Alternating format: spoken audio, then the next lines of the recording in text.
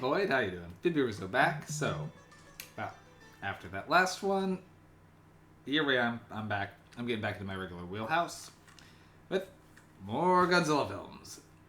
So we're almost through the Heisei series. Godzilla versus Spacegodzilla. Well, where else do you go with Godzilla at this point but space? Okay, so, or rather, space is coming to us. As if Godzilla hasn't already gone to space. He did that back in Godzilla vs. Monster Zero. Anyway, this time space more comes to him more directly as Spacegodzilla.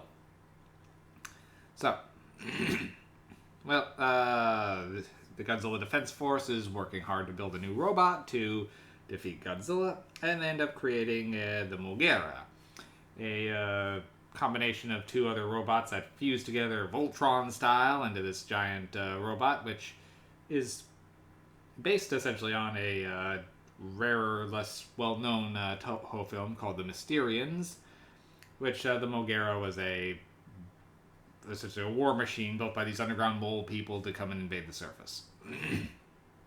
Haven't actually seen The Mysterians, but that's to my understanding what it is. I could be wrong, but this Mogera is like an acronym, and I can't remember what it's for. But essentially, it's designed to ward off Godzilla. But has another purpose, as a giant weird life form seems to be moving through space towards them. So the Star Falcon, one half of the Mogera, is sent out to try to stop it, and it doesn't do so hot. And so, a little fairy version of Mothra kind of gives a warning that this alien creature is coming. Why an alien Godzilla exists? The movie doesn't really explain. They kind of hint that it could be because Biolante's spores went up into space and fused with a crystalline entity and further mutated, or it could be some DNA from Godzilla got caught on Mothra as she went up to space and thus created the Spacegodzilla. Well, so down he comes and begins making Tokyo his own little crystalline playden, as he's erecting crystals which give him more power and just starts psychically lifting and throwing things around. He kidnaps the baby Godzilla from last one, now which is even bigger, but really cutesy. They chibi-fied the fuck out of this thing. It is adorable, and I will say I do have a soft spot for it though, but woof, those big eyes. Now, kidnaps baby Godzilla, or Godzilla, little Godzilla as they call him in this. Though, I will say they for some reason sort of drop that plot line randomly. Like, yes, that encourages Godzilla to come and bring the fight back to Spacegodzilla, but they don't really show much resolution to what happens to that. So it's like almost they forgot to tie off that little plot line. But, that said, Spacegodzilla is a very cool looking monster with the giant shoulder crystals, weird crystal horn thing, and just the way his mouth is designed. It's a cool design. For as cheesy as a concept as Spacegodzilla is going to be, it does look pretty badass. The concept for Spacegodzilla was around in the Showa era, and they actually contemplated doing something, but it just never manifested. So, well, here we are.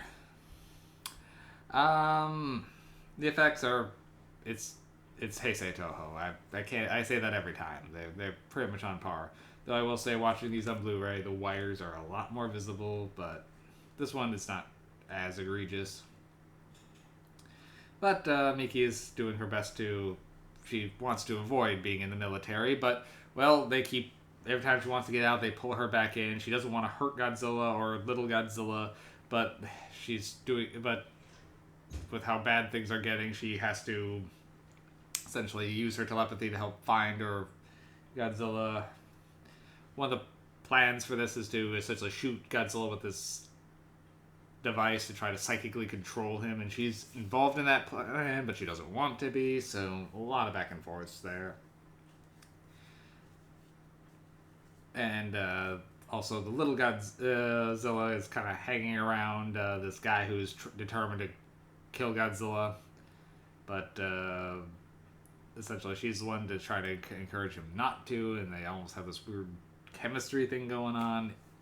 or I can't remember if that was with him or with one of the other researchers that are there on the island, or soldiers that are helping.